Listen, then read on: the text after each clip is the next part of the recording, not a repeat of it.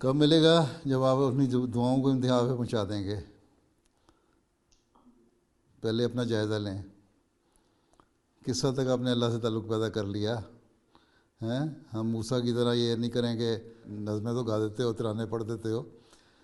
کیا اللہ تعالیٰ کے حق ادا کر رہے ہیں ہم؟ اللہ تعالیٰ کی عبادت کا حق ہم ادا کر رہے ہیں؟ اللہ تعالیٰ نے جو ہمیں قرآن کریم میں تعلیم دی ہے اخلاق و کردار کے بہتر کرنے کی، اس پر ہم عمل کر رہے ہیں 100%؟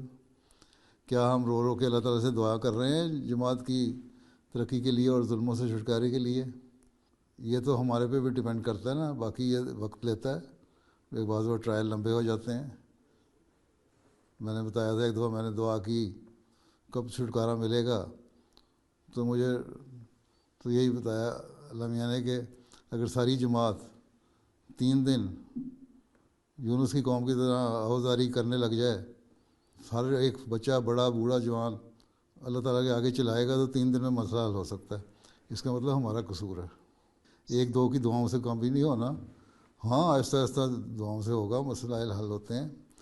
حضرت صلی اللہ علیہ وسلم کی دعائیں تھیں نا، اس کے باوجود مکے میں 13 سال سختیاں برداشت کرنی پڑیں.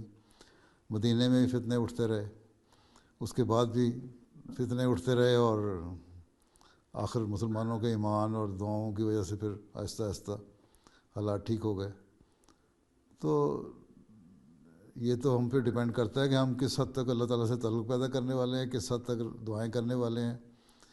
باقی انشاءاللہ اگر یہ اللہ تعالیٰ کی تقدیر ہے کہ وقت معین ہے کہ اس وقت تک ہونا ہے، تو اس وقت تک ہوگا. اور یہ انشاءاللہ ہے کہ ہوگا. لیٹ تو ہو سکتا ہے.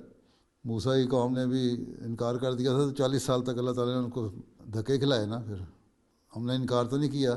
ہمیں تو بہت نیک بھی لوگ ہیں، بہت دعائیں کرنے والے ہیں، بہت بزرگ قسم کے لوگ ہیں، ہر جماعت میں ہیں، ہر طرح کی قربانیاں کرنے والے ہیں.